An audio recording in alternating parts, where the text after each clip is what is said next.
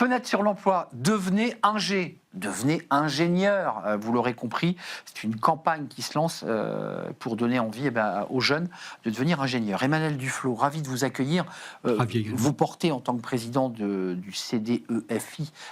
Dites-nous, c'est la conférence des... La conférence de directeurs des écoles françaises d'ingénieurs. Alors, vous n'êtes pas directement rattaché au ministère de l'Éducation nationale, mais vous êtes le porte-voix de toutes les écoles d'ingénieurs privées et publiques pour valoriser ces filières. C'est bien ça le sujet. C'est bien ça, on est le porte-parole officiel, on est en existence dans le Code de l'éducation et on représente l'ensemble des écoles d'ingénieurs auprès de l'État, également auprès de l'Europe.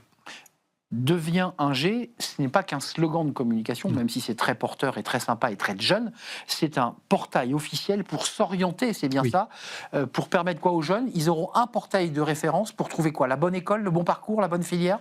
La bonne école, la bonne filière, mais également s'informer sur les métiers. Parce que ce qu'on avait remarqué, c'est que les jeunes, finalement, il y a un peu un flou également sur ce que sont les écoles d'ingénieurs, sur quelles sont les bonnes formations, par rapport à la qualité. Donc là, ce sont des écoles qui sont forcément reconnues par la commission des titres d'ingénieurs, donc la qualité va être là.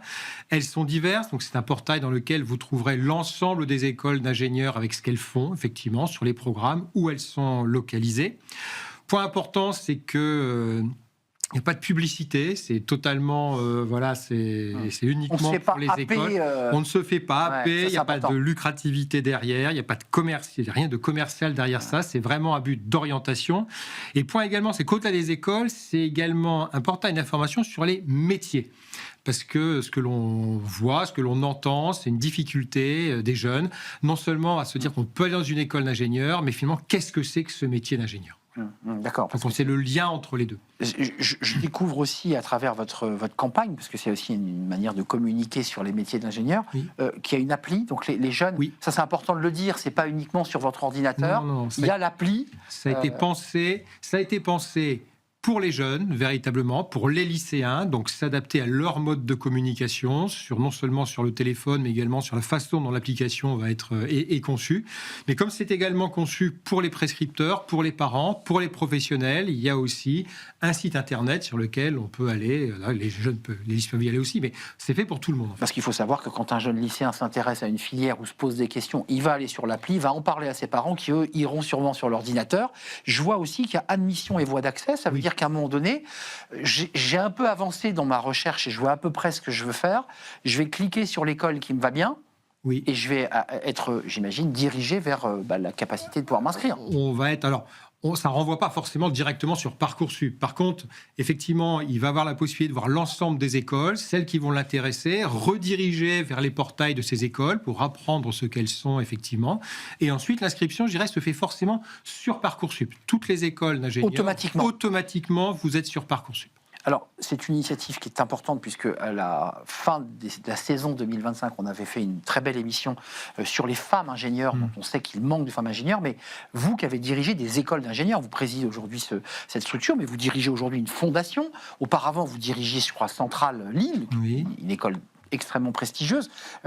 On manque de combien d'ingénieurs, là, aujourd'hui, au moment où on se parle? Aujourd'hui, on va être entre 15 et 20 000 ingénieurs par an.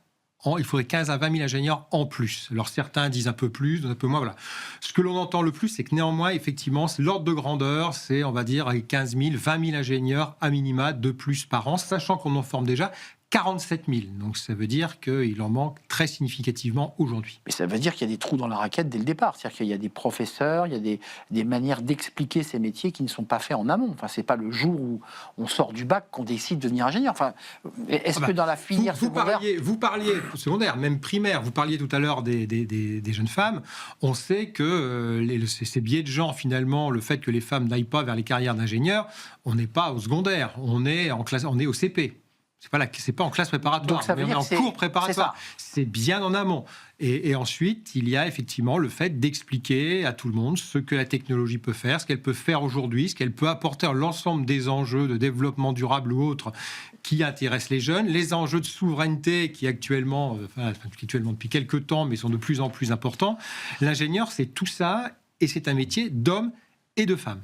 Merci Emmanuel Duflot. Le travail, et vous le faites d'ailleurs au CDEFI, c'est un travail évidemment de médiatisation et d'engagement. Donnez envie à ces jeunes, vous qui dirigez, vous qui êtes DRH, dirigeants, poussez vos jeunes à devenir ingé. C'est le nom de cette campagne et de cette application, de cette plateforme pour vous accompagner. Merci à vous.